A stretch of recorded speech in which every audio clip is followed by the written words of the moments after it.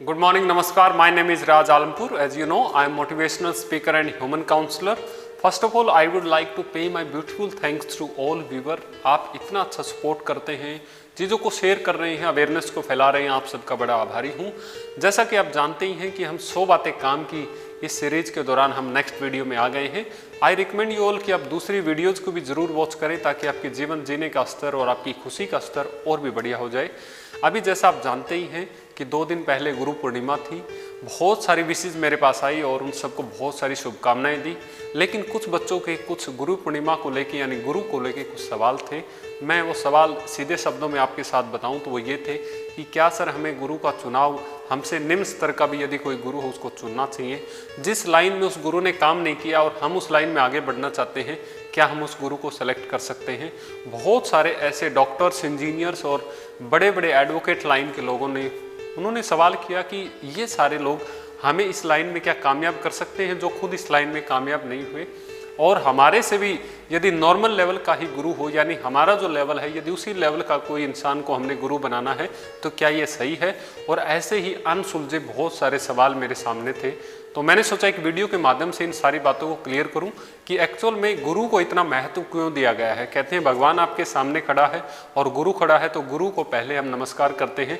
तो आइए इसे समझते एक बहुत ही प्यारी सी स्टोरी के साथ। आई होप जैसा आप जानती हैं कि मेरा एक स्टाइल है कि हम स्टोरी के माध्यम से ज़्यादा चीज़ें आपके साथ शेयर करते हैं, क्योंकि ज़िंदगी में बड़े से बड़ा ज्ञान आप भूल सकते हैं, बड़ी से बड़ी चीज़ें भूल सकते हैं, लेकिन दिल को छूने वाली स्टोरी को आप कभी भी नहीं भूलते। ऐसी एक स्टोरी मैं आपके सामने रखना चाहूँगा। एक राजा ने अपनी बेटी को खूब सारे नॉलेज के साथ, खूब सारे ज्ञान के साथ, खूब सारी चीज़ों के साथ आगे परवरिश करने का आगे उसे सौभाग्य प्राप्त हुआ। एक दिन उसकी बेटी एक क्लास ले रही थी कि गुरु की महिमा अपरंपार, आप किसी को भी गुरु बना लें तो ये बहुत बड़ी बात होगी।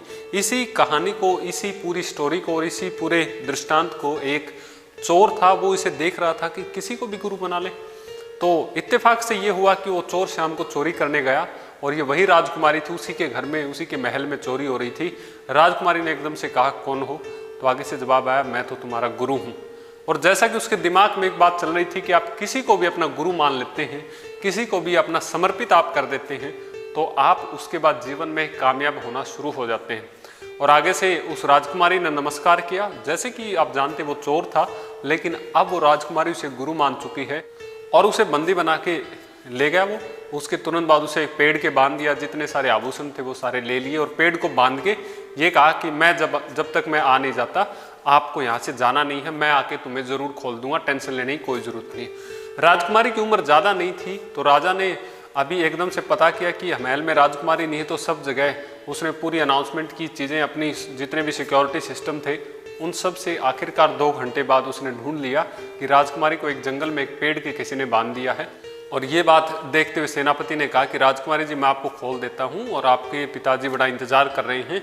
तो राजकुमारी ने आगे से जवाब दिया कि मेरे पापा तो मुझसे मिलने भी बहुत कम आते थे, मैं चाहती हूँ कि जो मुझे बांध के गया है वो मेरा गुरु है और वही मुझे खोलेगा। सेनापति की बात नहीं मानी जा रही है, तो इसी बात को ध्यान में रखते हुए राजा जी वहाँ पहुँच गए। राजा को नमस्कार किया बेटी ने और उसके बाद कहा कि मुझे तो मेरा गुरु ही खोलेगा, वही बोल के गया है कि मैं जरूर तुम्हें आके खोल दूंगा। ये बात देखते देखते राजा ने आगे से कहा, बच्चे तुम तो बिल्कुल भोले हो, वो एक चोर था, तुम्हारे आभूषण ले गया है और तुम्हें इस बात समझ में नहीं आ रही, मैं खोल देता हूँ। आगे से जवाब आया बिल्कुल नहीं, मुझे तो मेरा गुरु ही आके खोलेगा। और ये बात ऊपर बैठे बैठे नारद जी देख रहे थे, वो अपने जगह जगह पर विजिट कर रहे थे, तो उन्होंने सोचा कि क्यों नहीं इस समस्या का मैं समाधान करूँ।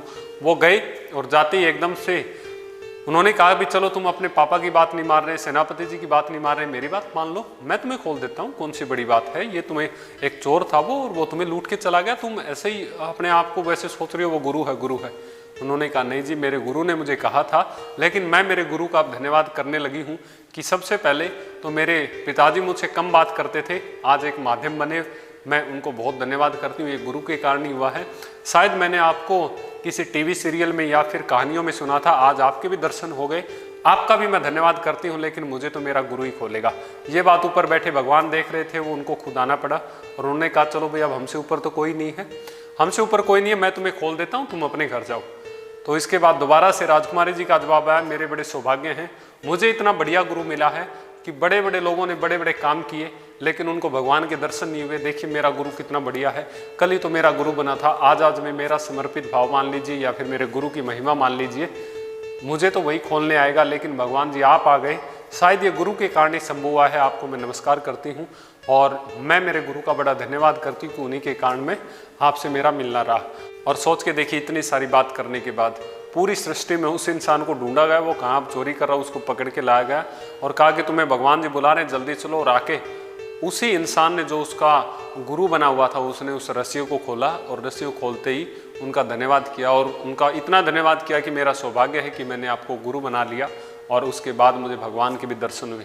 कहने का मतलब कि ये एक मात्र स्टोरी ही है, एक काल्पनिक दृष्टांत ही है, लेकिन मैं आपको कहूँगा कि गुरु के अंदर इतना ज्ञान नहीं होता, लेकिन गुरु के प्रति हम कितना समर्पित हैं, इससे हम ज्ञानी बनते हैं।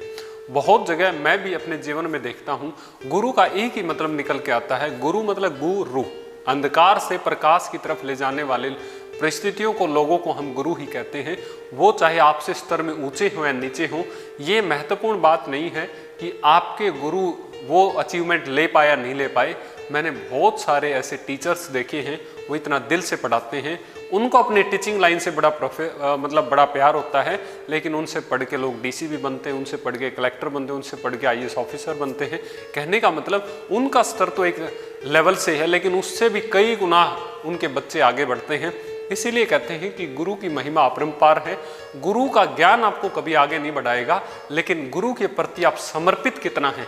जो लोग डाउट करते हैं गुरु बनाने के बाद, जो लोग संदेह में रहते हैं कि क्या ये मुझे भवसागर से ऊपर ले जाएंगे, मैं एक ही बात कहूँगा कि जीवन में समर्पित जब हो जाएं तो खाली होके आएँ। किसी के साथ खाली होके बैठेंगे, किसी के साथ अपनी बातों को शेयर कर सकते हैं, किसी को अपनी दुख पीड़ा, कुछ अच्छी या बुरी बातें दिल से खोल के वैसे ही बता सकते हैं जैसे आप अपने आप को बताते हैं। रियल में वही आपके गुरु हैं, जहां आप बैठ के बात कर रहे हैं, जिसके सामने ऐसी बात कर रहे हैं। पूर्णतः समर्पित भाव जिस दिन आ जाता है, उसी दिन आपने सोच लेना कि कामयाबी की पहली सीढ़ी को आपने शुरुआत कर दी है। पहली सीढ़ी आपकी यही है कि गुरु के प्रति पूर्णतः आपको समर्पित होना चाहिए।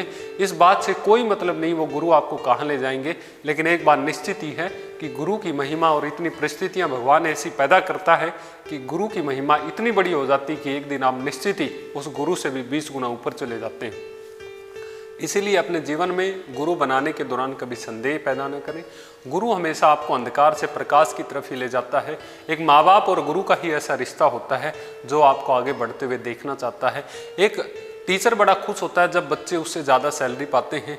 एक इंसान, उसका माँ बाप बड़ा खुश होता है जब उसके बच्चे उससे ज़्यादा कामयाब होते हैं। इसीलिए सोच समझ के गुरु तो बनाना ही चाहिए, लेकिन जब आप गुरु को बना लें तो उसके बाद आपकी सोच समझ को छोड़ देना चाहिए, क्योंकि हो सकता है कई बार ये एक ऐसा रिश्ता है, ये एक ऐसा भाव है जहां आप आंख बंद करके भी विश्वास कर लेंगे तो एक दिन आप बिल्कुल अपने लक्ष्य पे पहुंचे मिलेंगे। इन्हीं शब्दों के साथ आप सभी का बड़ा धन्यवादी हूं। और इस लॉकडाउन के दौरान यदि आप किसी प्रकार की काउंसलिंग से संबंधित बात करना चाहते हैं तो हम आपकी हेल्प के लिए तैयार हैं। हमारी ऑनलाइन ऑफलाइन दोनों ही तरीके से सेवाएं उपलब्ध हैं। और आप सभी को बहुत बहुत धन्यवाद, बहुत बहुत शुभकामनाएं। Thank you so much, wish you all the very best.